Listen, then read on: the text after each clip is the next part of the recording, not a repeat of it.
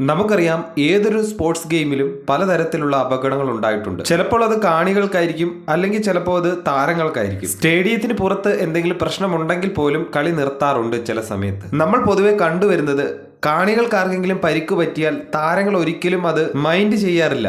എന്നാൽ കഴിഞ്ഞ കളിയിലെ സഞ്ജു അടിച്ച 6 ഒരു യുവതിയുടെ മുഖത്താണ് ബോൾ കൊണ്ടത്. സഞ്ജു പെട്ടെന്ന് പേടിച്ചുപോയി.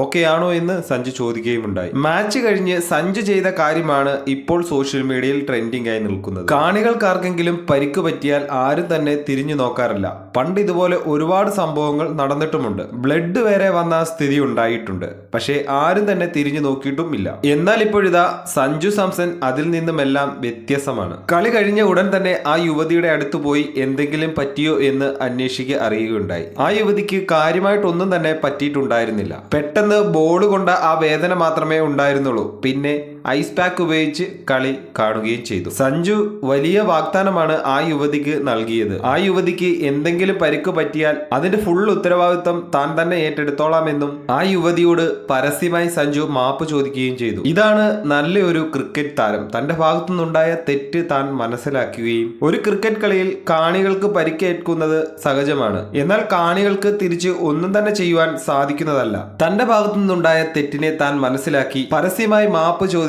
ഈ താരത്തിനെ നിങ്ങൾക്ക് ഇഷ്ടമാണോ?